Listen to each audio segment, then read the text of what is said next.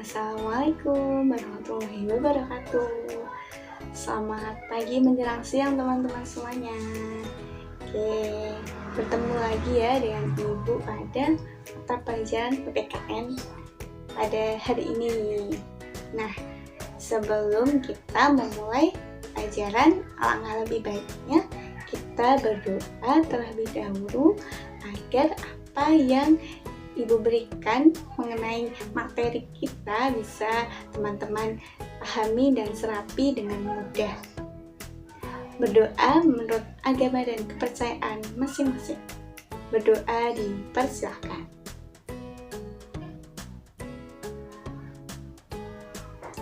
Berdoa selesai. Sebelumnya Ibu mau pesan terlebih dahulu ya.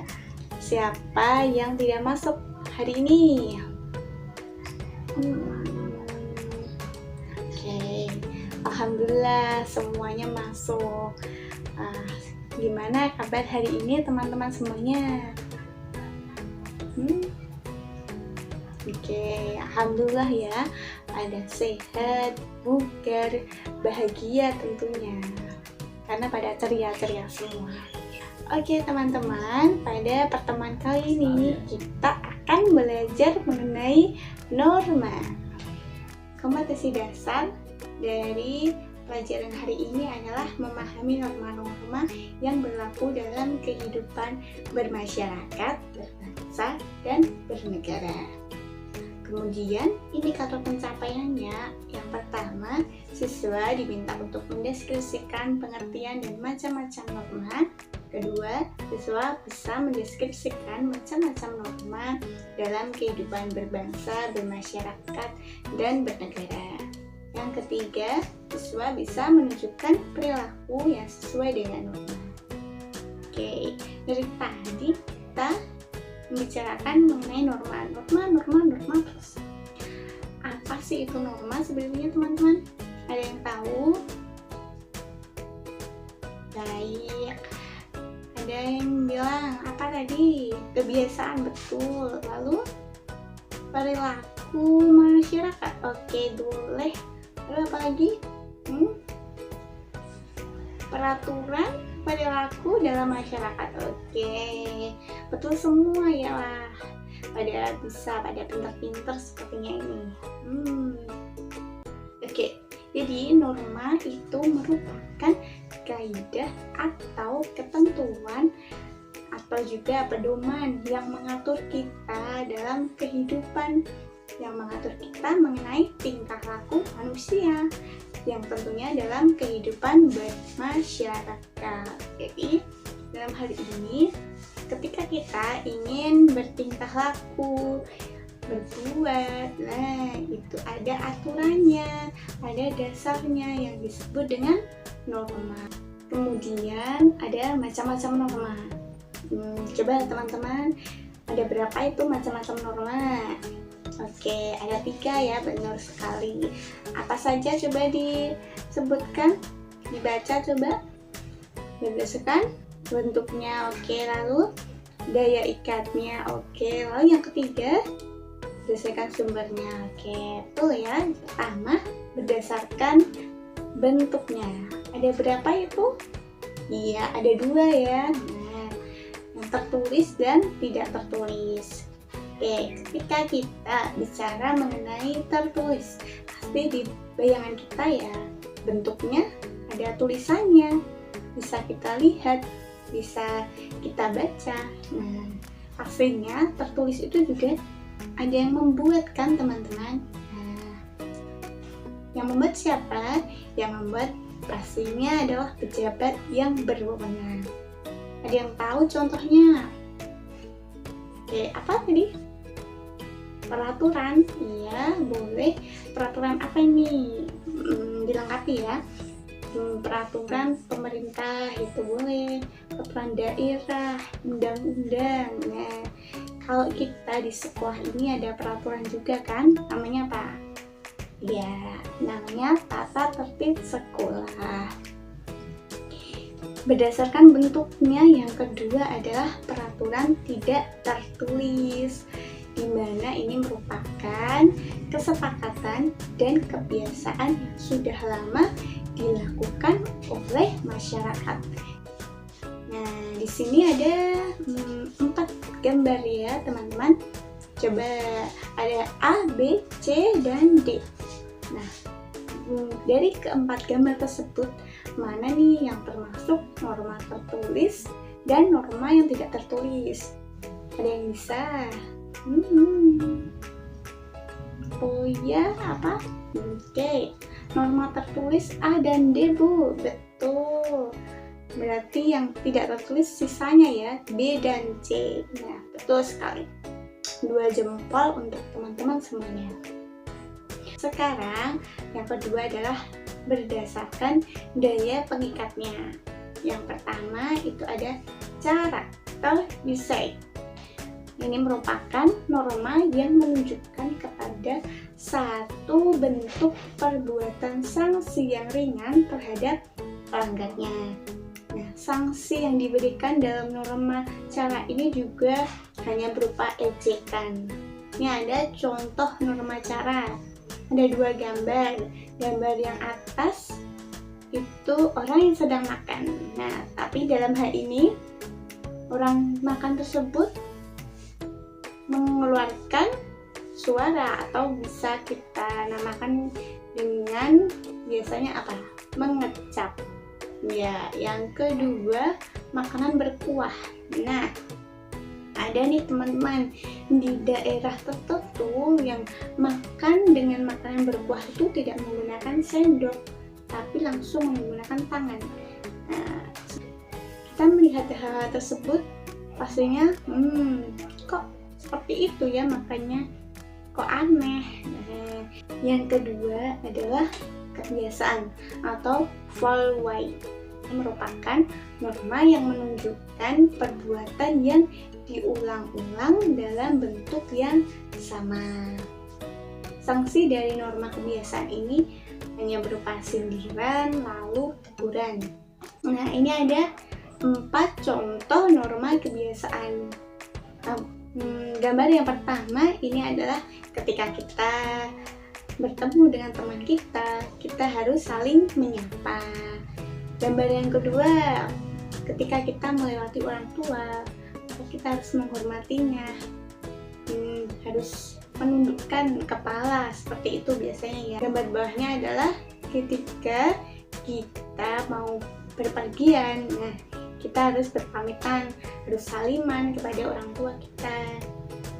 Lalu gambar yang keempat ini contohnya, ketika kita bertamu, kita harus mengucapkan salam. Nah, ketika kita melanggar di dalam masyarakat, contohnya kita melanggar salah satu dari gambar tersebut, seperti kita tidak menyapa teman kita. Nah, pasti dalam hal itu teman yang kita tidak sapa itu dia menganggap kita adalah sombong, tidak mau kenal lagi. Nah, itu pasti sudah disindir-sindir. Daya pengikat yang ketiga adalah tata kelakuan atau mores. Merupakan kebiasaan yang diterima oleh masyarakat sebagai pengatur kelakuan untuk bertindak. Nah, tata kelakuan ini memiliki daya ikatan yang kuat karena sanksinya bisa berupa hukuman fisik. Kita lihat contohnya. Contohnya ini Ibu memberikan 2 gambar. Gambar yang atas apa teman-teman? Oke, mencuri, betul. Yang kedua apa? Penganiayaan, oke bisa. Kita melihat orang yang mencuri, pembunuhan, penganiayaan, apa? Reaksi masyarakat. Nah, pastinya ya apa? Orang tersebut, pelaku tersebut pastinya dipukuli habis-habisan, bahkan sampai ke penjara, dapat denda. Nah, ini merupakan tata kelakuan yang menyatu dengan pola-pola perilaku masyarakat dan memiliki kekuatan mengikat lebih. Jadi, jika dilanggar, maka sanksinya itu keras yang bisa didapatkan oleh pelakunya. Maka dari itu, norma adat istiadat ini memiliki daya ikat yang paling kuat dibandingkan dengan norma-norma yang lainnya, teman-teman. Macam-macam norma yang terakhir adalah berdasarkan sumbernya. Nah, ini dibagi menjadi 4, teman-teman. Norma agama. Norma agama, sumber atau asal usulnya itu berasal dari wahyu Tuhan. Dimana kalau kita berbicara mengenai Tuhan, pastinya berhubungan dengan akhirat kita. Kita akan mendapatkan surga atau mendapatkan neraka.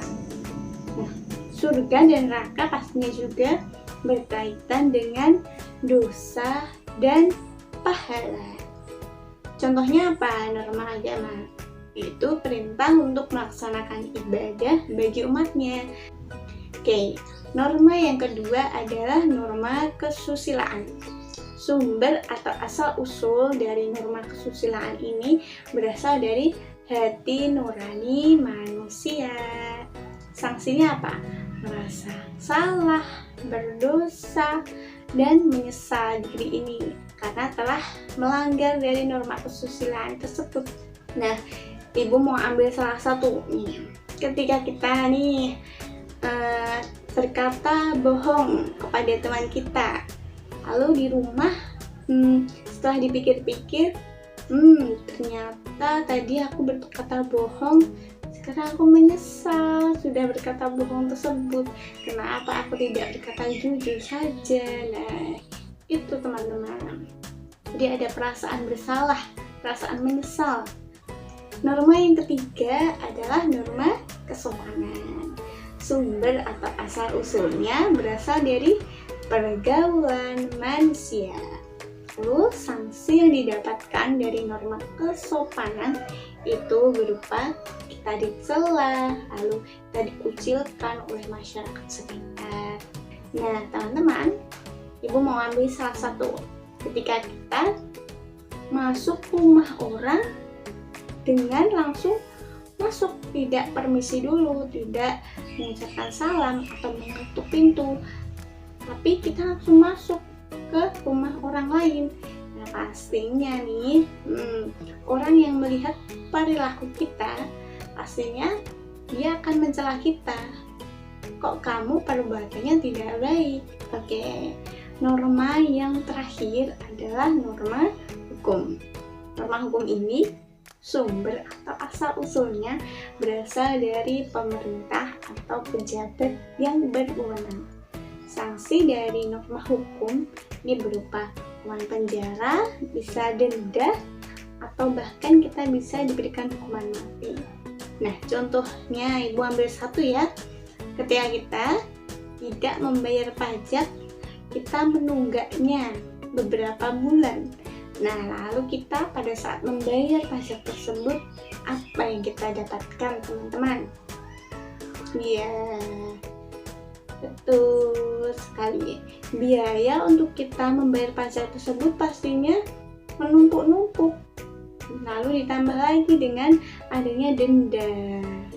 Nah, tadi kan kita sudah belajar bersama-sama mengenai pengertian lalu ke macam-macam norma. Oke, ini ibu ada beberapa soal-soal. Coba silahkan teman-teman semua kerjakan.